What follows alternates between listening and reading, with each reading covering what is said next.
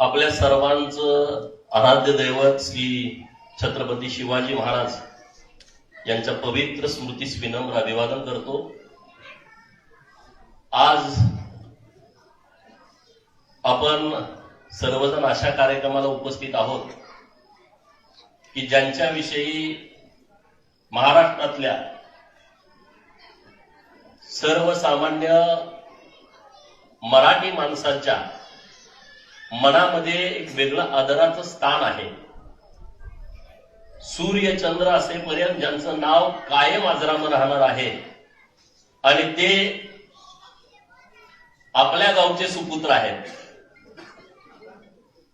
आपल्या इंगवली गावचा अभिमान स्वाभिमान स्वर्गीय मराठीचे सुपरस्टार दादा कोंडके यांच्या जयंतीचा दिवस आहे।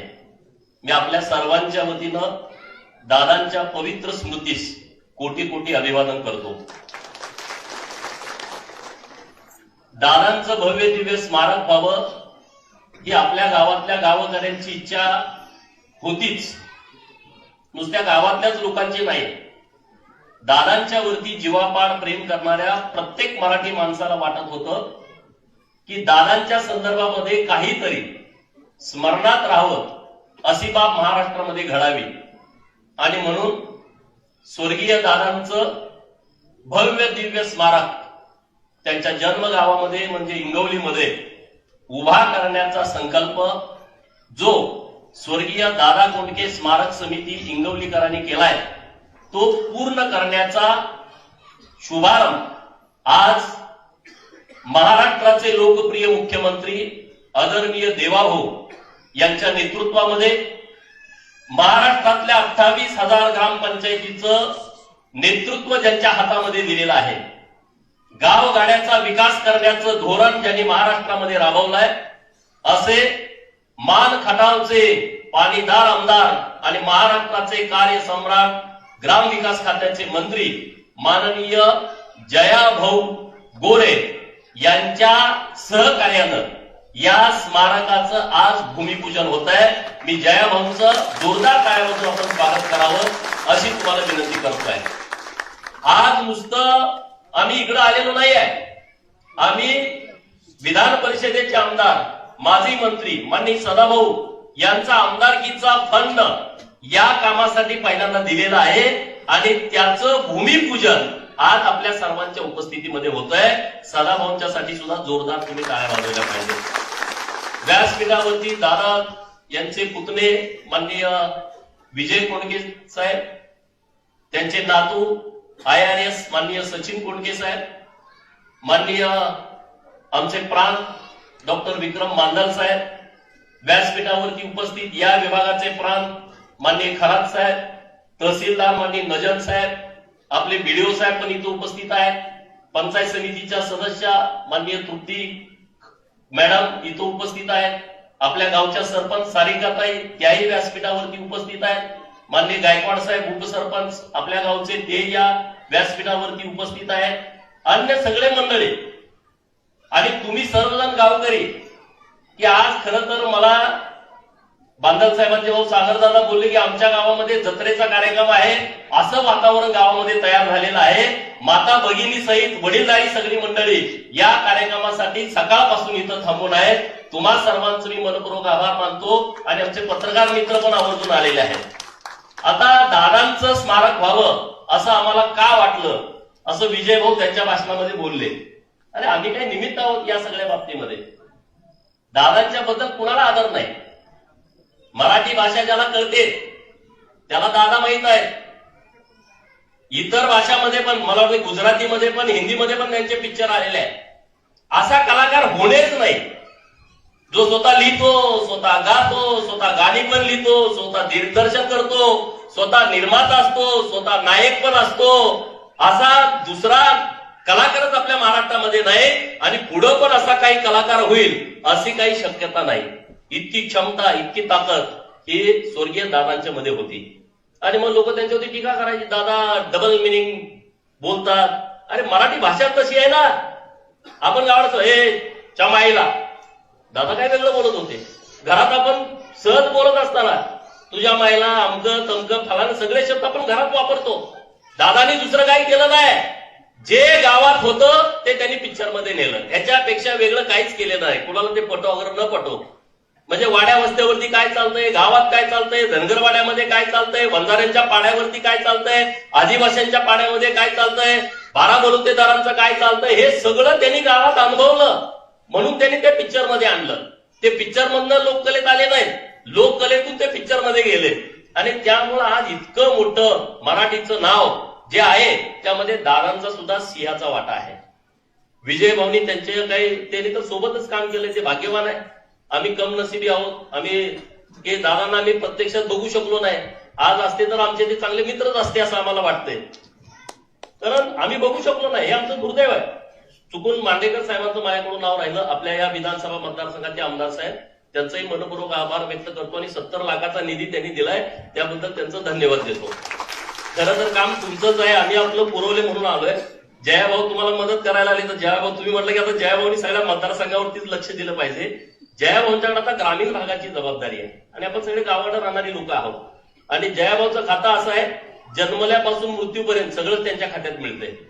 म्हणजे बारक्या पोरांचं असलं, अंगणवाडीत घालायचं असलं, त्याला काही खाद्य द्यायचं असलं आणि मेल्यानंतर स्मशानभूमीत जायचं, स्मशानभूमीचं पण काम त्यांच्याकडेच आहे. आणि आता त्यांनी असं धोरण राबवलंय, ज्या गावात स्मशानभूमी नाही त्या सगळ्या सरसकट गावांना स्मशानभूमी द्यायची आहे. दादांचं एवढं मोठं नाव आहे महाराष्ट्रामध्ये. आम्ही देवाभाऊंच्याकडे गेलो, मुख्यमंत्री साहेबांच्याकडे, की असं असं दादांचं स्मारक करायचंय. सदाभाऊंनी सांगितलं ती आता त्यांनी टाकलीच. त्यांनी ती सदाभाऊंच्यासाठी टाकलेली आहे. सदाभाऊ म्हटले की तू छड्डी घालून त्या कार्यक्रमाच्या उद्घाटनाच्या वेळेस असला पाहिजे. आणि शरद जोशी साहेब, भाऊ योगायोग बघा, सदाभाऊ हे शरद जोशींच्या चळवळीतले नंबर 2चे नेते होते. नंबर 2, 3 त्यांच्याकडे. आणि तेव्हा शरद जोशी सदाभाऊला म्हणायचे हा आमचा दादा कोंडके आहे. शरद जोशी साहेबांचं ते वाक्य आहे. आणि म्हणून आम्ही ठरवलं, साहेबांच्याकडे गेलो. साहेबांनी म्हटलं ठीक आहे, ग्रीन सिग्नल दिला, तुम्ही ते काम करा, जयाभाऊंना भेटा. जयाभाऊंना आम्ही भेटलो आणि जयाभाऊंनी 1 सेकंद सुद्धा वेळ लावला नाही. त्यांनी मान्य केलं की दादा कोंडकेंचं स्मारक हे हिंगोलीमध्ये करायचं आणि त्यासाठी मी वेळ देतो म्हटले. मला गावात यायचं आहे. आणि आज जयाभाऊ आवर्जून वेळ काढून आपल्या हिंगोली गावामध्ये आलेले आहेत. मी त्यांचं मनापासून आभार व्यक्त करतो. आज हिंगोलीकरांची इच्छा पूर्ण होतीये. हे दादांचं नुसतं स्मारक राहणार नाहीये. मराठीमध्ये जो जो कलाकार लोक कलावंत असेल त्या सगळ्या कलावंतांचं प्रेरणास्थान हे हिंगोलीचं स्वर्गीय दादा कोंडके यांचं स्मारक होणार आहे. या गावामध्ये दरवर्षी मराठी कलाकारांचा सन्मान सोहळा आयोजित करा तुम्ही गावकऱ्यांनी. अरे मोठी ताकद आहे दादा कोंडके मध्ये. हिंगोलीकरांचं हे तुमच्या सगळ्यांचं त्यांच्यावरती प्रेम आहे. हिंगोली गावांचं त्यांच्या या मातीमध्ये प्रचंड मोठी क्षमता आहे, ताकद आहे. म्हणून दादासारखा एक लोक कलाकार महाराष्ट्राच्या आणि देशाच्या समोर आला. ही हिंगोली भूमीची ताकद आहे, ही हिंगोली भूमीची शक्ती आहे. आणि त्यामुळे हे स्मारक हे एक आदर्श स्मारक उभा राहणार आहे. त्याचं डिझाईन केलं आमचे महेश पाटील सांगलीचे. त्यांच्यासाठी जोरदार टाळ्या वाजवा की त्यांनी 2 वेळा या गावाला व्हिजिट केली. त्यांनी हे पूर्ण स्मारक डिझाईन केलं प्रत्यक्षात जागा बघून. भाऊ जागेची अडचण आहे या गावाला. गावकऱ्यांचं खरं तर मनपूर्वक आभार मानलं पाहिजे. गावामध्ये ती जागा सोडून दुसरी गावाकडे जागा शिल्लक नाही. पण गावकऱ्यांचं सगळ्यांचं म्हणणं होतं की दादांचं स्मारक हे कसल्याही परिस्थितीत झालं पाहिजे. आमच्याकडे जी जागा आहे ती सगळी जागा तुम्ही स्मारकासाठी वापरा. मी गावकऱ्यांना मनापासूनच धन्यवाद देतो की तुम्ही ती जागा उपलब्ध करून दिली. जागा उपलब्ध करून दिल्याशिवाय आम्हाला इथं काही करता आलं नसतं. जवळपास 9 चित्रपट आता सांगितलं की 9 चित्रपट इतके गाजले. हिंदी सिनेमावाले सुद्धा आधी बघायचे दादाचा चित्रपट येणार आहे का. दादाचा चित्रपट येणार आहे म्हटलं तर हिंदीवाले सुद्धा त्यांचा चित्रपट प्रदर्शित करत नव्हते. एवढी ताकद त्या काळामध्ये मराठीचा दबदबा हे फक्त दादाच निर्माण करू शकले. नाहीतर जर हिंदी चित्रपट आणि मराठी चित्रपट दादांचा त्याच दिवशी प्रदर्शित झाला तर हिंदी चित्रपटाचा 12 वाजले समजा अशी क्षमता आणि ताकद ही दादांच्या कलेमध्ये होती. आता ते गाणी तर बघा ना, गावात जत्रेत जावा, लग्नाच्या कार्यक्रमात जावा, सवासण्याच्या कार्यक्रमात जावा, कुठलंही काय असू द्या, दादाचं गाणं प्रत्येक गावामध्ये वाजतं. असा हा एकमेव कलाकार आहे. याच्यापेक्षा कुठलाच सन्मान कलाकाराचा होऊ शकत नाही. मी आता तुमच्याशी बोलत असताना 1000 गावामध्ये हे गाणं चालू असेल. हजारो लोकांच्या गाडीमध्ये हे गाणं सुरू असेल, हे चिरंतन राहणार आहे. म्हणजे तुम्ही बघा, पोरी जरास लावशील का तुझं अंग माझ्या अंगाला, सूर्य चंद्र असेपर्यंत हे गाणं मागं पडू शकत नाही. अंजनीच्या सुता तुला रामाचं वरदान, एक मुखानं बोला बोला जय जय हनुमान. त्यांची मांडणी बघा ना, गेली सांगून ज्ञानेश्वरी माणसा परास मेंढरवरी. त्या पिक्चर मधलं गाणं ऐकताना तुम्ही बघा ना, काय त्यांचा भाव आहे. एक त्या पिक्चर मध्ये त्यांचं लहान नातू असतो, ते पोरग त्यांना ओळख देत नाही, सून त्यांच्या बाजून असते आणि नंदीबैलवाला येतो आणि नंदीबैलवाल्याबरोबर ते पोरग पळत पळत जात आहे. मग ते दादा त्याला पकडून आणतायत, ते दोघं बसतायत गप्पा मारतायत आणि मग दादा त्या खिशातून 50 रुपयाची नोट काढतायत आणि त्याला नातवून अरे ते देऊन याला. पोरग म्हणतोय बैल पैसे खातो. दादा म्हणतोय अरे बैल पैसे खायला तो काय माणूस आहे ना. वाक्य कसं आहे बघा ना, बैल पैसे खायला तो काय माणूस आहे का, म्हणजे माणूस पैसे खातोय त्यांना म्हणायचं आहे. बैलाला पैसे नाही लागत रे, त्याला गवत घ्यायला पैसे लागतायत. त्यांची मांडणी बघा, ते सनईवाले असतात, त्यांच्याविषयी तो मुलगा व्यवस्थित वागत नाही. सनईवाला, अरे कुठल्या पिक्चर मध्ये या महाराष्ट्रातल्या सनईवाल्यांना सन्मान दिला, तो दादा कोंडकेंनी दिला आणि त्यांनी ती भूमिका मांडली सनईवाल्यांची. राजकारणावरती त्यांनी जेव्हा हातोडा मारला, घराणेशाहीवरती त्यांचा हातोडा आहे. मी आणि सदाभाऊ किंवा जयाभाऊ आम्ही जी भूमिका मांडतोय घराणेशाहीच्या विरोधातली, दादा कोंडकेंनी त्यांच्या अनेक पिक्चरमध्ये मांडली आहे. बाप गेला का पोरगा, पोरगा गेला का नातू, हे राजकारणामध्ये नाही पाहिजे. ही भूमिका राजकारत्यांची नंतरची आहे, पण दादा कोंडकेंनी ती भूमिका आधी मांडलेली आहे. महाराष्ट्राच्या ग्रामीण भागाचा विकास काय असला पाहिजे, नुसतं डबल मिनिंग तुम्ही बघू नका दादांचं. दादांच्या प्रत्येक पिक्चर मधल्या प्रत्येक वाक्यामध्ये एक वेगळा अर्थ आहे. सामाजिक संदेश देणार आहे, राजकीय संदेश देणार आहे, सांस्कृतिक संदेश देणार आहे. प्रत्येक पिक्चर मधलं वाक्य हे त्यांनी असं जबरदस्त मांडलंय. त्याच्यामध्ये प्रचंड वेगळी क्षमता आहे, प्रचंड वेगळी ताकद आहे. त्यांच्या विनोदाला सुद्धा वेगळी झालर आहे. उगाच ते नुसतं हसवत नाहीत, प्रत्येक विनोदामध्ये त्यांच्या वेगळी झालर आहे. ही गोष्ट आपण प्रत्येकाने नीट समजून घेतली पाहिजे. आणि इंगवली गावकऱ्यांनो, मी तुम्हा सर्वांना खरं तर धन्यवाद देतो. तुमचं गाव सुद्धा इतकं सोन्यासारखं गाव आहे खरं तर. कारण मी जेव्हा पहिल्यांदा सदाभावानी मी आलो, अख्खं भाऊ गाव त्या दिवशी पण गोळा झालो. त्याच्या गावात गट तट राजकारण टोकाचं नाही आहे, एक सगळी एक संघ लोक आहेत. दोन्ही बाजूनं नद्या आहेत आणि त्या दोन्ही बाजूच्या नद्याच्या ठिकाणी असं पवित्र असं तुमचं गाव आहे. आणि मी तुम्हाला सांगतो 100% हे स्मारक झाल्याच्या नंतर तुमच्या गावामध्ये पर्यटकांची सुद्धा मोठ्या प्रमाणात संख्या वाढणार आहे. इथं नेकलेस पॉइंटला तर लोक येतात, आम्ही दुपारी तिथं थांबलो होतो तर 100-150 लोक तिथं होतात. पण प्रत्येक तिथं आलेला माणूस हा प्रत्येक माणसाला वाटलं पाहिजे इंगवली गावात गेलं पाहिजे, असं भव्य दिव्य स्मारक जयाभाऊ तुमच्या नेतृत्वामध्ये झालं पाहिजे.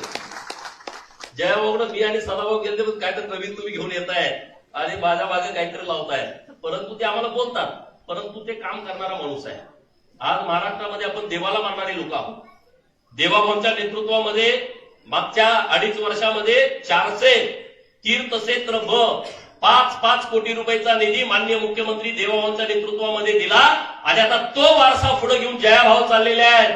माझ्या एकट्या विधानसभा मतदारसंघामध्ये 8 मंदिराला तीर्थक्षेत्र चा भाऊनी दर्जा दिलाय, प्रत्येकाला 5 कोटी रुपये. हे माझ्या एकट्याचे नाही, हे महाराष्ट्रामध्ये सुरू आहे. छत्रपती शिवाजी महाराजांच्या काळापासून हे सगळं जे काम सुरू आहे भगव्याचं, आपल्या देवदेवतावरती आक्रमण झाली, मंदिरांची तोडफोड झाली, मूर्त्यांचं विभंजन झालं. आज ती सगळी जबाबदारी देवाभाऊनी जयाभाऊंना दिली आहे. मंदिरांचं संरक्षण करणं, मंदिरांचं पुनर्जीवित करणं, आणि ते काम जयाभाऊ अत्यंत ताकदीनं करतायत. महाराष्ट्रामध्ये ते ताकदीनं करतायत. त्यामुळं आजचं जे इंगवलीचं आपलं जे स्मारकाचं काम आहे, जयाभाऊंच्याकडे आमची विनंती आहे, हे भव्य दिव्य देखणं स्मारक आम्ही डिझाईन केलंय. हे स्मारक अत्यंत क्वालिटीचं व्हावं आणि त्यासाठी लागणारा निधी तुम्ही मोठ्या प्रमाणामध्ये आम्हाला द्यावा, अशी तुम्हाला आमची हात जोडून सगळ्यांची विनंती आहे. त्यातून तुम्हाला जलसंपदा खात्याची मदत होणार आहे. जलसंपदा खात्याचे मंत्री पण तुमचे जवळचे चांगले मित्र आहेत. कारण इथं घाट बांधावा लागणार आहे, मोठा नदीचं पात्र आहे आणि त्यामुळे आता पात्र पूर्णपणे भरलेलं आहे. या स्मारकाच्या बाजूला नदी आहे आणि नदीमध्ये एक मोठा भव्य दिव्य घाट बांधायचा आहे, जलसंपदा खात्यामध्ये आपण पत्र दिलं तर 22 कोटी रुपये त्यातून मिळतील, त्यामुळे तुमचा लोड कमी होईल. बाकीचा जो निधी वरच्या सगळ्या कामासाठी लागणार आहे तो निधी तुम्ही तिथं द्यावा. तिथं एक स्मशानभूमी आहे, ती पण स्मशानभूमी आपल्याला शिफ्ट करावी लागणार आहे, एका बाजूला घ्यावी लागणार आहे. आणि तिथं गायमुख आहे, म्हणजे 24 तास 365 दिवस दुष्काळात सुद्धा या गायमुखातून पाणी येत आहे. पवित्र आहे, तीर्थ असलेलं ठिकाण आहे आणि त्यामुळे वेगळी ऊर्जा, वेगळी ताकद या इंगवलीच्या भूमीमध्ये आहे. दादा कोंडकेंचं जे स्मारक आज इथं उभा राहणार आहे, हे स्मारक लोकभाषेचं, लोकसंगीताचं, तमाशा लावणीच्या परंपरेचं आणि ग्रामीण संस्कृतीचं प्रेरणास्थान झाल्याशिवाय राहणार नाही. कारण जे तमाशात मांडलंय, जे लावणीमध्ये मांडलंय, जे वगनाट्यामध्ये मांडलंय, जे वाघ्या मुरळी मांडतायत गावागावामध्ये, जे लोक कलाकार गावागावामध्ये फिरतायत, लोककला जिवंत ठेवतायत, त्या सर्वांचं प्रेरणास्थान हे इंगवलीचं दादा कोंडके यांचं स्मारक ठरणार आहे. आणि ती ताकद या भूमीमध्ये आहे.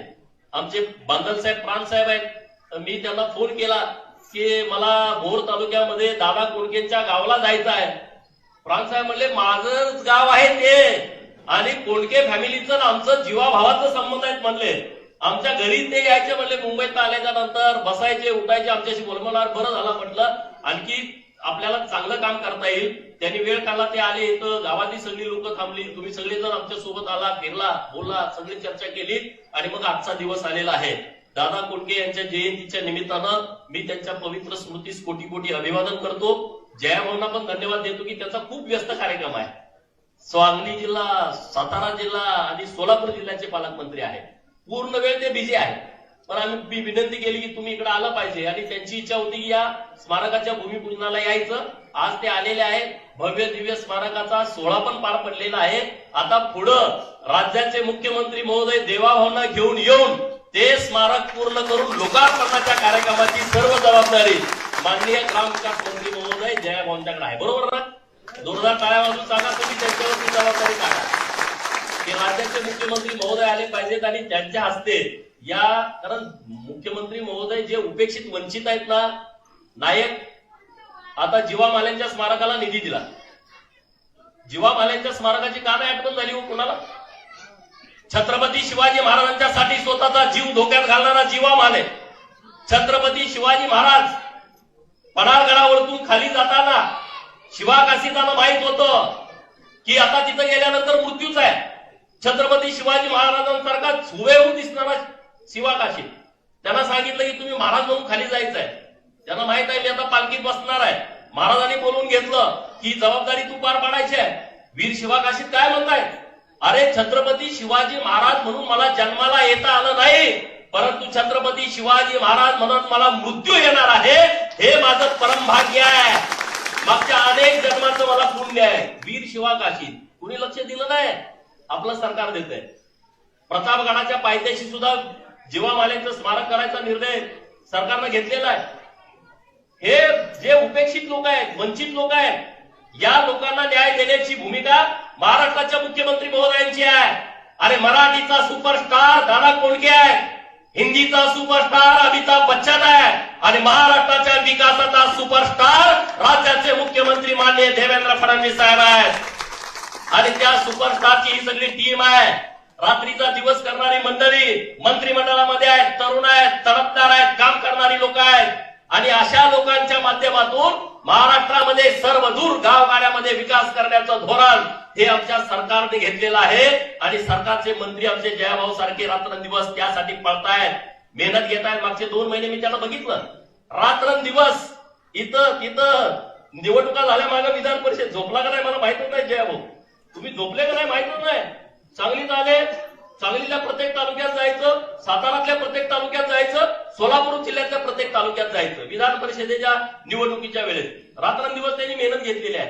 पंढरपूरची वारी, अरे तुम्ही युट्यूबवरती जाऊन बघा, पंढरपूरची वारी, निर्मल वारी, राज्याचे मुख्यमंत्री देवाभाऊंच्या नेतृत्वामध्ये जयाभाऊंनी गेल्या 2 वर्षापासून काय नियोजन केलं आहे.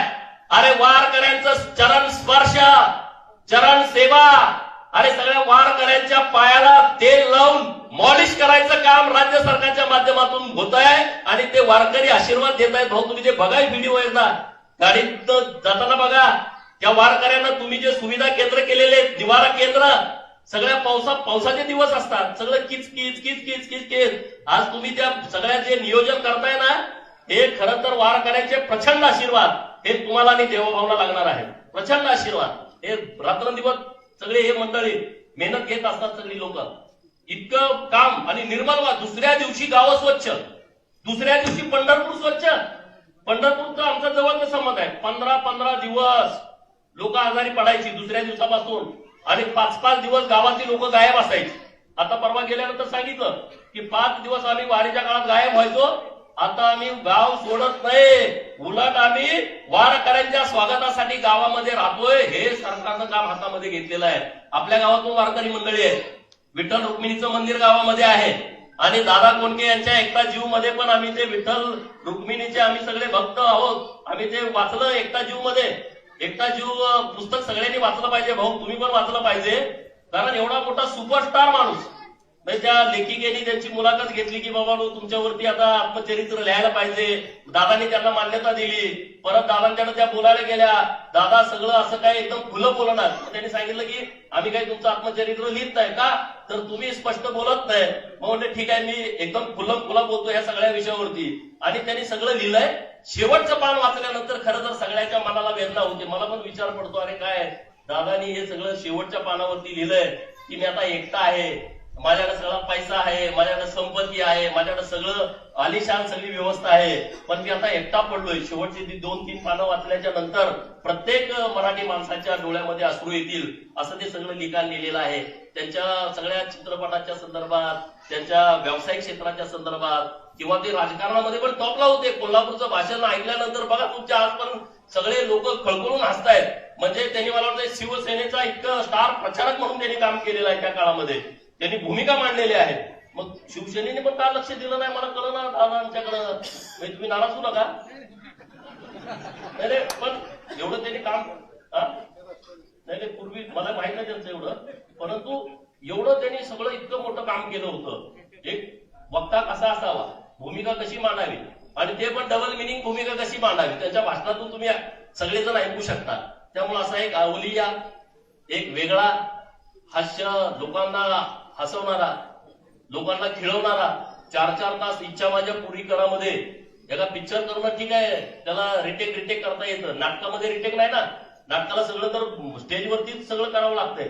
4.5 तास ते लोकांना खिळवून ठेवायचे आणि असे 1200 प्रयोग त्यांच्या त्या नाटकाचे झालेले आहेत. असे अनेक विषय त्यांच्या आयुष्यामध्ये आलेले आहेत. आम्ही खरं तर भाग्यवान आहोत की देवाभाऊंच्या आणि जयाभाऊंच्या नेतृत्वामध्ये आम्हाला हे काम हातामध्ये घेता आलं. आणि सदाभाऊंना मी सोडत नाही. आता मी विधान परिषदेवरती नाही विजय भाऊ, त्यामुळे मला फंड देता येत नाही आणि म्हणून सदाभाऊंचा फंड आम्ही सगळीकडे पहिल्यांदा शुभारंभ करण्यासाठी वापरतो. आमचे पत्रकार मित्र आहेत. माझ्या इथं बहिर्जी नायकांचं गाव आहे. छत्रपती शिवाजी महाराजांचा 3रा डोळा, त्यांच्या प्रत्येक मोहिमेतला साक्षीदार, नियोजनकार. आणि मग बहिर्जी नायकांची समाधी म्हणजे 4 दगडाची समाधी. देवाभाऊंच्या नेतृत्वामध्ये आम्ही ठरवलं की बहिर्जी राजांची आपण एक स्मारक बांधायचं आणि पहिला निधी 50 लाख सदाभाऊंचा टाकला, माझा 50 लाख टाकला. आम्ही त्याचा शुभारंभ केला. असं म्हणा की माझा पण तुम्हीच वाटतं.